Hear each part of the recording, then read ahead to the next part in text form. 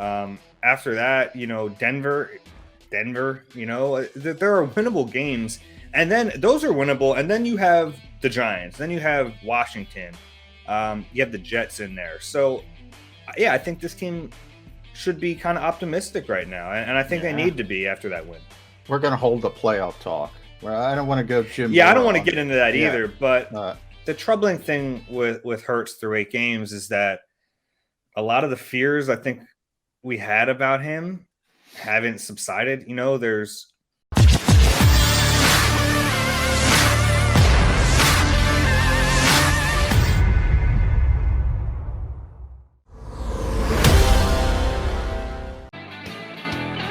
Tuesday get together here on Birds 365 with Mac guys, McMullen and McDonald. Lucky enough to have one of the best Eagle Beat guys in town join us. He does it for NBC Sports Philly, and his Eagle Eye podcast with Ruben Frank is a must listen to for Birds fans. Dave Zangaro joins us here on Mac on Birds 365. DZ, did you enjoy Detroit as much as my partner here, John McMullen? He was singing the praises of Motown, was bummed that he had to leave. I wouldn't go that far, Dave.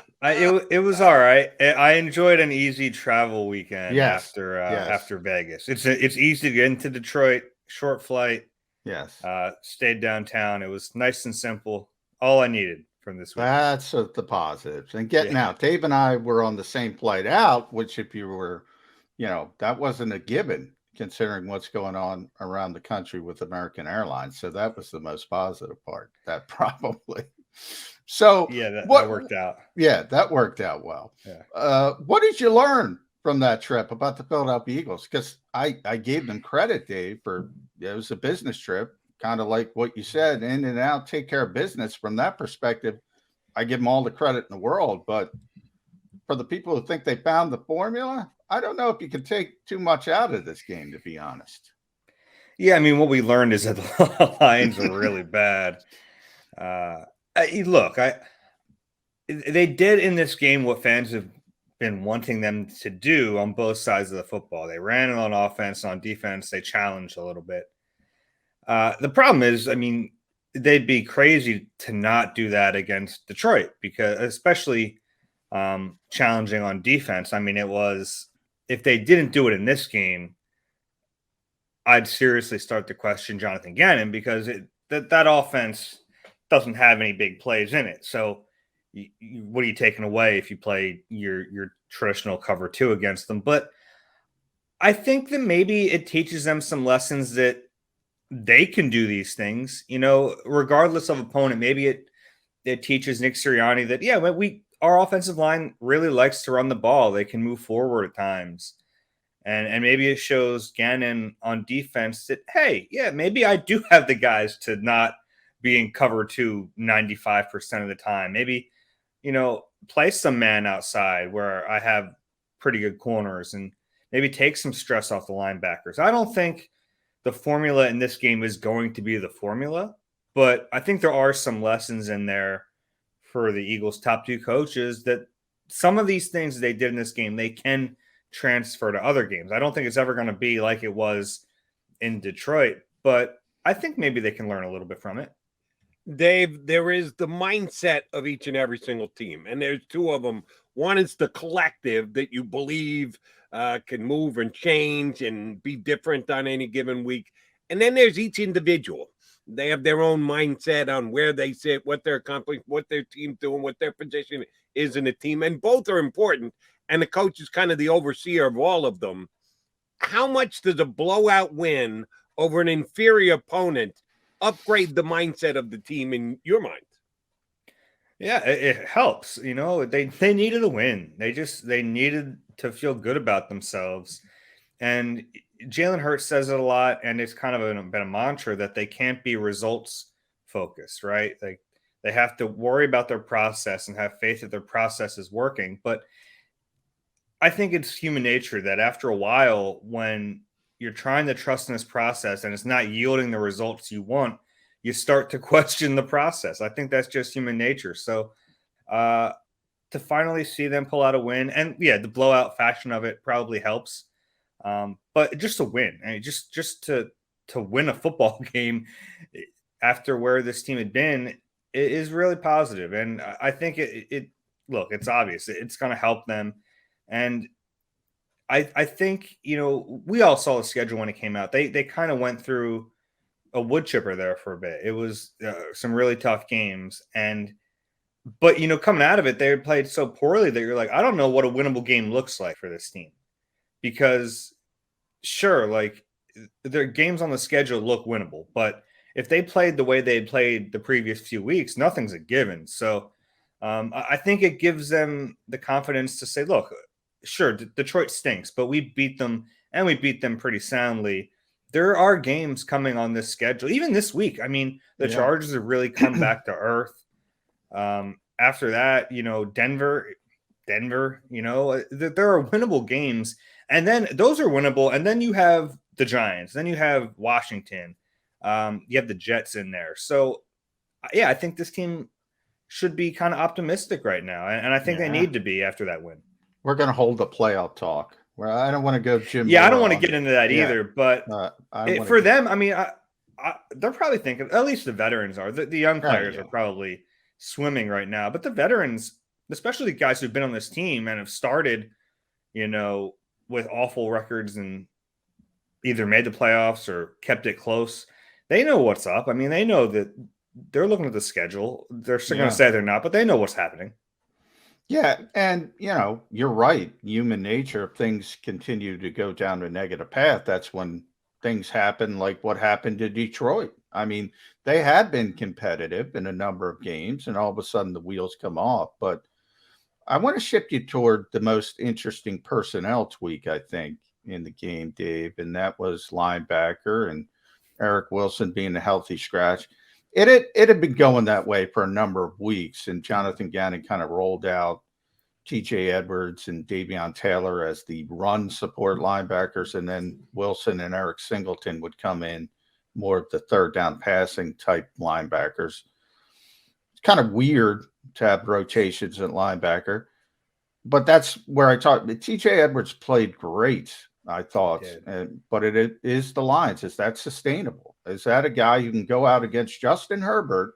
And Jody and I were talking before you came on. There's probably not a team in this league known more going back years and decades for throwing the football to their running backs. Is that sustainable moving forward even a week? Probably not, but it might be their best option. The thing about TJ Edwards is, yes, he's limited athletically, but he's sound. He's a linebacker. Just a smart player. Mm-hmm. He's in the right position. And it's funny because you have him and Davion Taylor, who are kind of like complete opposites in that way, right? Like Davion, 4.4 speed, but if you're in the wrong spot and you recover, like, what does it matter?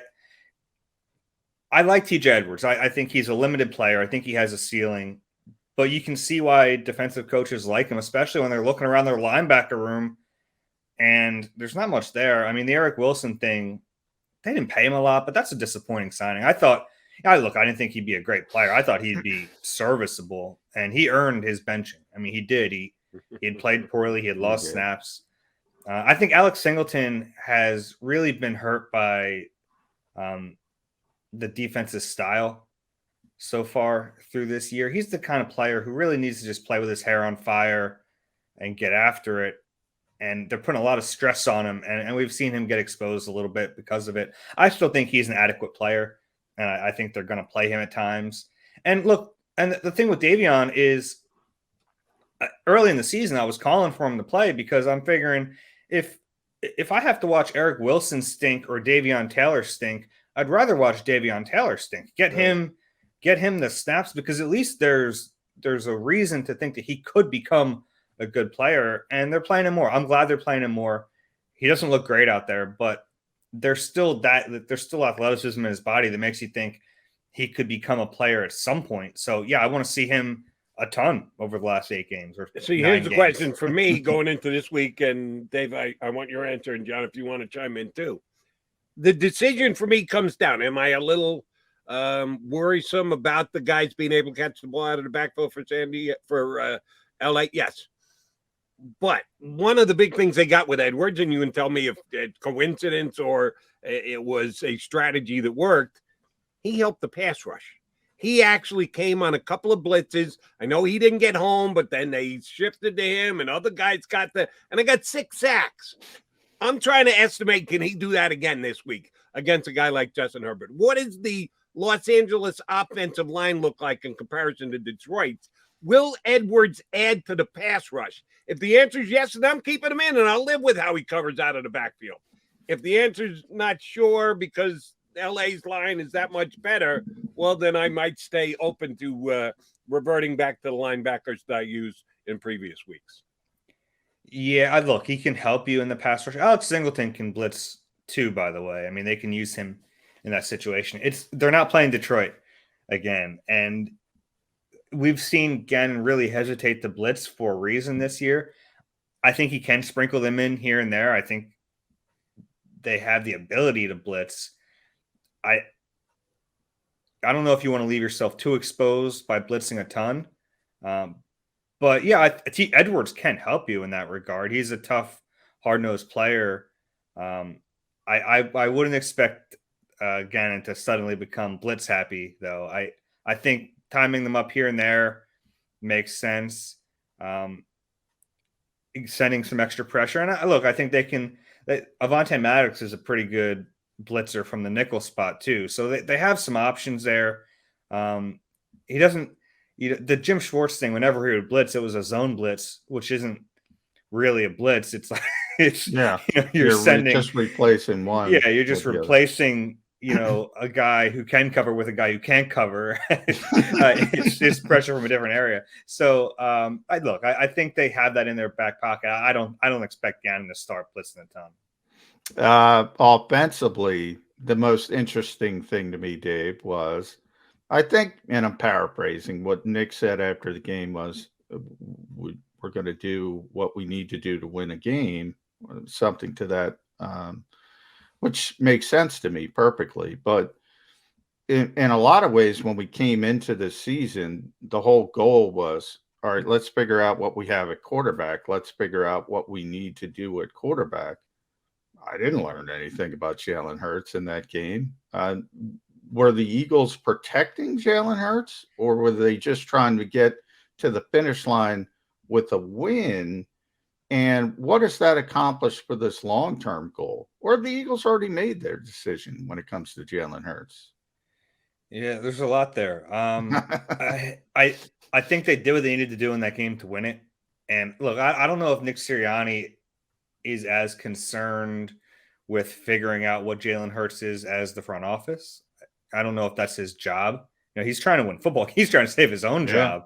Yeah. He's trying to win games, and that was the formula in that game. I agree with you. I didn't learn much about Jalen in that game. And the troubling thing with Hurts through 8 games is that a lot of the fears I think we had about him haven't subsided. He's leaving plays on the field. He does leave the pocket too early, which I can forgive here and there. It's going to happen with a running quarter or dual threat quarterback. There's going to be times where, he probably made the wrong decision and he left the pocket, but that's become a little too consistent for my liking. He's leaving throws out there too, some easy throws that I think you need to make, especially in this offense. Like, this offense is designed theoretically to hit shorter throws and let guys create with their legs. But if the accuracy is off on those short throws, and we've seen that a few times, I can especially think of a few times to Devontae Smith in the last few weeks. The one in this game was fine. Devontae just dropped it. But there have been other times where it's a slant and Jalen's just got to hit him in stride. And if he does, it's a catch and probably yards after, and he hasn't hit him. You're right. I haven't learned much about Jalen that I didn't know. I like everything that he brings from the intangible side. I like his ability with his legs, and I think at times he'll make great throws. We've seen glimpses of great throws, but the inconsistency is still troubling there.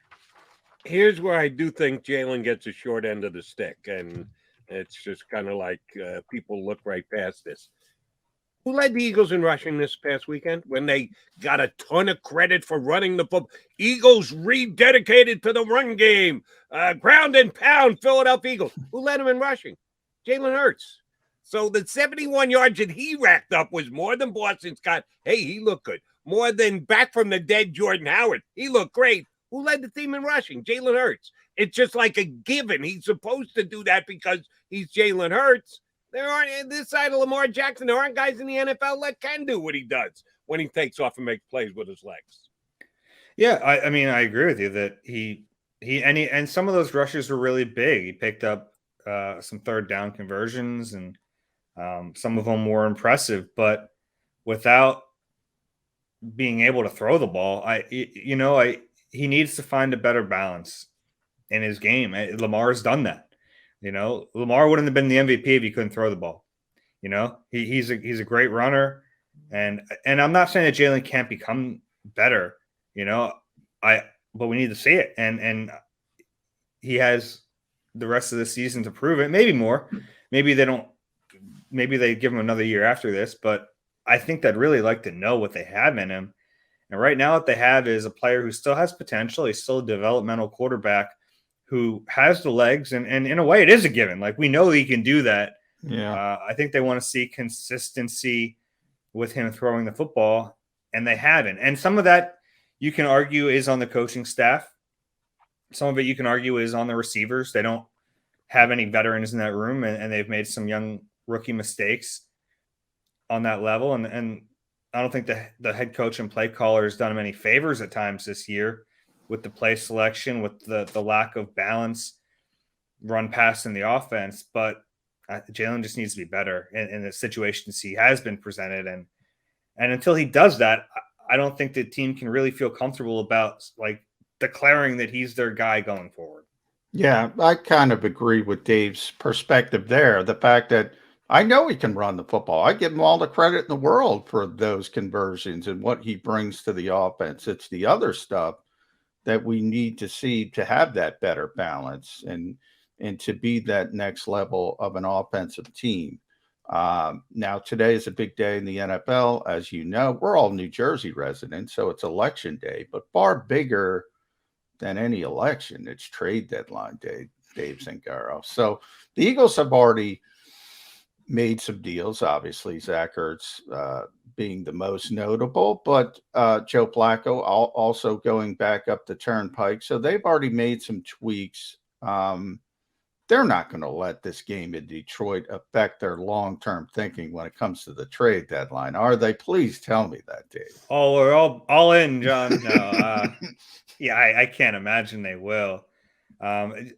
If they look, I don't think they're not gonna trade for a Von Miller type player like LA did. They're all in. I mean, that's really all in. If the Eagles see a player that has a young player maybe who has like a couple years left that's in a bad situation, and it was maybe something like that, adding a player, if they were to add someone, probably not likely, but not out of the realm of possibility. As far as being sellers, I don't think there's anyone who they'd sell to sell. But if they got offers, I mean, there's no one on this team that you'd say is untouchable. They should listen to offers if they come in. I think the most likely to get traded would probably be Andre Dillard, but I wouldn't give him away either. He's got another year of team control.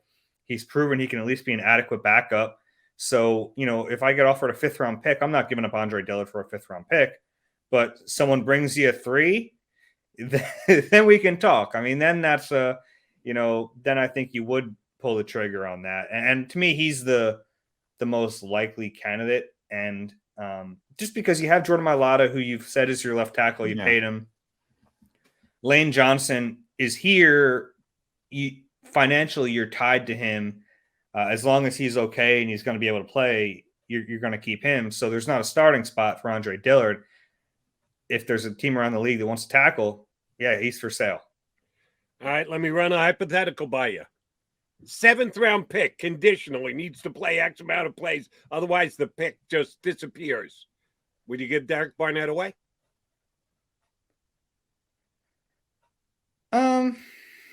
No, not for a 7th. I mean, a 7th-round pick, how we can find a 7th-round pick on a tree, and we're talking like a conditional, so I might not get anything for him. Yeah, to get rid of his salary, like we're already halfway through the year. They've already paid him. He plays a lot. They don't really have options at defensive end. It's not like they're real deep. I mean, I give away Ryan Kerrigan for a 7. You're giving me that same deal for Ryan Kerrigan, sure. Look, Derek Barnett hasn't played well, but he's at least an adequate player. Like he's giving you some decent snaps here and there. He just came off his best game of the year. I wouldn't give him away. I wouldn't. I think would. that Jody is close to book. Jody, that's why you can't be a GM. And Jody's dad, obviously, you got to field a roster the rest of this year. You're talking about the teams on the teams 3 and 5. Yeah, no, I can. And I would take my chances with Ryan Kerrigan tomorrow. Would you cut him both then? of those two guys. Who would I like to see get more snaps the rest of the year? Ryan Kerrigan. That's crazy. That's insane. I mean, that doesn't make any sense. Your team's 3 and 5. You're trying to at least have show the team that you want them to compete and you got to think about the locker room as well, Joe. Yeah, and Barnett is a pretty well-liked guy in the locker room. He's he plays hard. He's not great, but he plays hard, and his teammates all seem to like him. I wouldn't give him away. If you're going to do that, then just cut him. And I don't think they're going to cut him. So how about some of these other defensive guys, Dave? We mentioned one, Ryan Kerrigan, hasn't worked out. Veteran guy, Eric Wilson. He's just a healthy scratch. Probably can't get anything for him. Yeah. Anthony Harris, we don't know how close he is, but he's been injured. All of a sudden, Marcus Epps starts to play, and he's playing pretty much the same. I mean, you're not seeing any difference. Those guys aren't going to be here long term. And the one guy who's playing well that could really help people is Steve Nelson, who's probably not going to be here. Very cost effective. Ton of teams need cornerback help. Ton of contenders. Do you go full blown sell mode? Can you?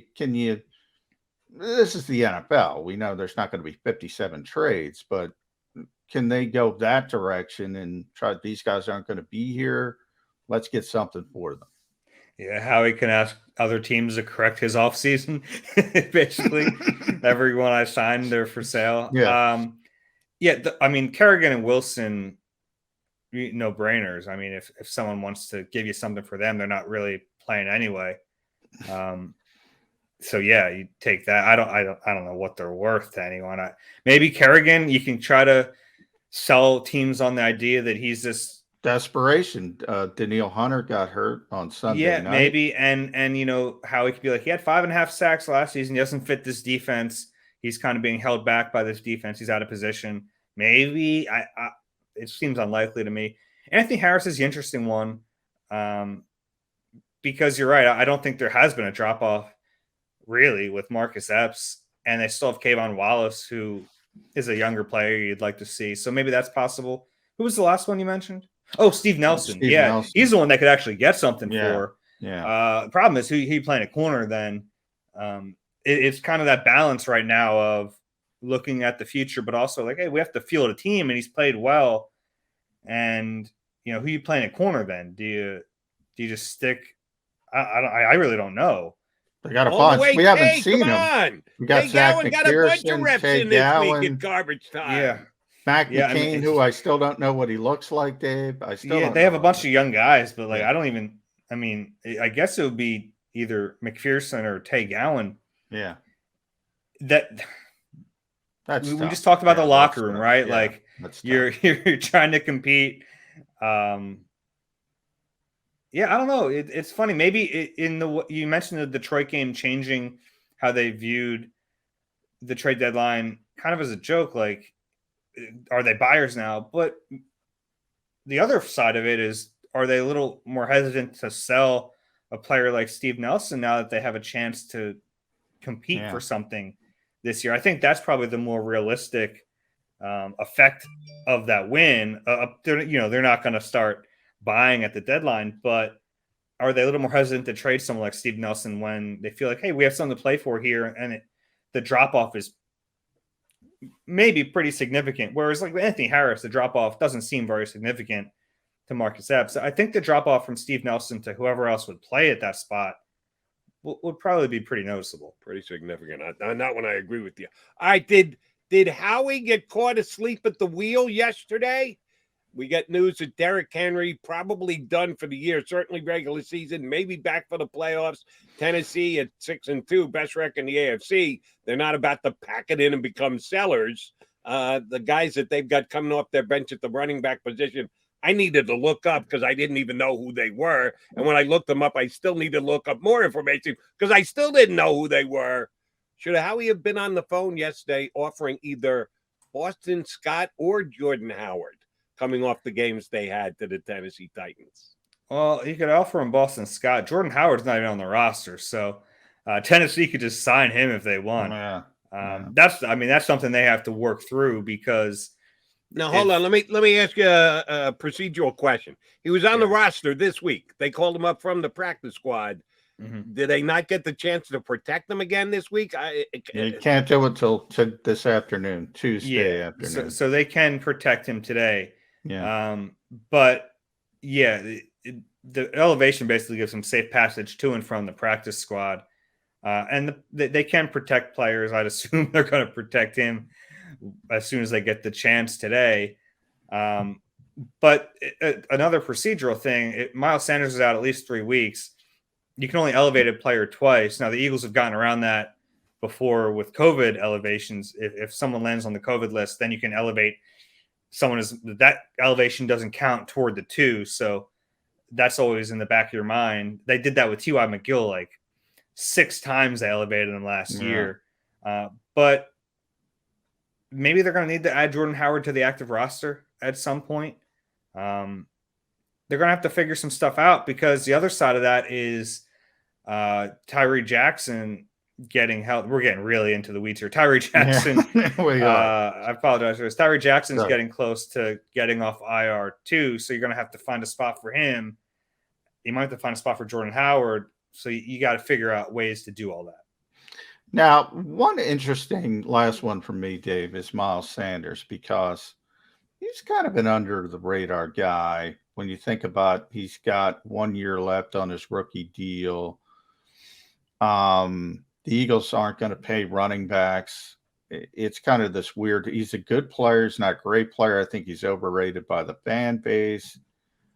Is that maybe the under the weeds guy? You can trade guys on IR now. So he's on IR. They made that shift.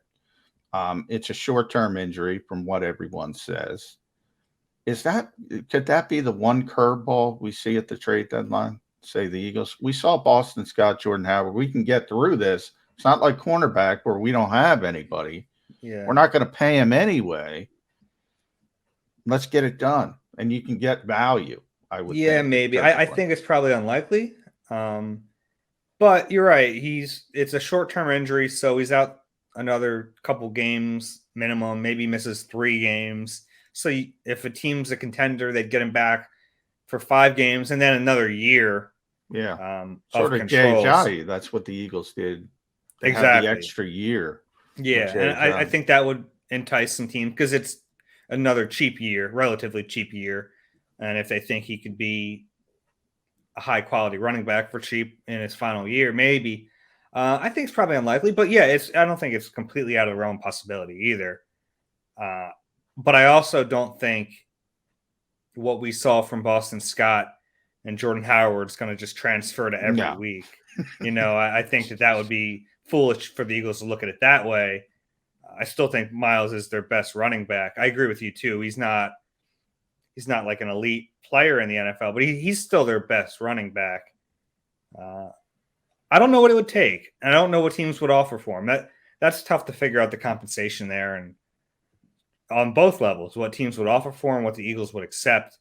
And for that, I think it's probably not very likely. Dave, last one from me. It's again a bit of a look into the crystal ball prediction type question.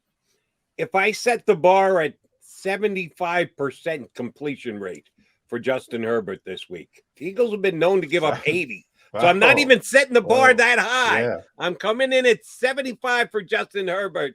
If that's the case, how many yards does that equate to with the Charger offense being what it is? I thought you were going over under. I was starting to figure that out. How many yards? Look, man, I don't know. First number's 3, Yeah. isn't it, Dave? Yeah, probably. He's good, but they've come back to earth a little bit, and Yeah. I think there is a little bit of a template out there on how to so Jonathan Gannon use it. We'll see. But I think there is a little bit of a template out there how to get to him and get them off a little bit. I have to watch a little bit more of them, honestly. I've seen them in passing, but the last 2 weeks they look, they were. I mean, this game looked really tough a few weeks ago, really tough, and it doesn't look quite as tough right now, especially at home. So, I don't know. I'm not going to give you. I really don't know, but I think this game and Justin Herbert, he's kind of not. I don't want to say run into a wall, but he doesn't look as good right now as he did a few weeks ago, and the team doesn't look as good as they do now as they did a few weeks ago. So I think this is all of a sudden pretty winnable. Yeah, and by the way, I'm with you, Dave. I thought Jody was going over under on completion percentage, and I'm going under for that because Justin Herbert likes to push the football down the field, so he'll try to go down the field, and I think he's not going to go check down, where you get to that 85-90%. He's going to try to push the football, but that's my 2 cents on that one. Yeah, he's at 63.7 for the season, so that's pretty significantly below 75%. But I still think he's getting 300 yards. But that's for later in the week. David Zangaro, we appreciate you joining us early in the week. Feel free to just go down to the Lincoln Financial Field on Sunday. You don't have to get on a plane. You don't have to go to Detroit. You don't have to go to Vegas. All you got to do is drive down to the game. Have a good drive. Nice. Have a great time watching the game. We'll get you back on here soon enough on Birds 365. Thanks, bud. Thanks, Dave. Thanks, guys. Dave Zangaro from NBC Sports Philly. His podcast, Eagle Eye podcast with Ruben Frank, is something Eagle fans should be checking out. All right, McMullen and McDonald coming back. We got a couple of more trade possibilities to run by you. I'll run them by Johnny Mac. They both beat up on me. They want to keep Derek Barnett. Why? I don't know. He had nothing else. Yeah, let's just put that one sack that he got, the first one in 2 years, on a loop and just keep playing it over and over and over again. The only tackle he made last week again. Just keep playing that over and over again. Time to move on. We'll move on. Quickie timeout. Come back here on Bird.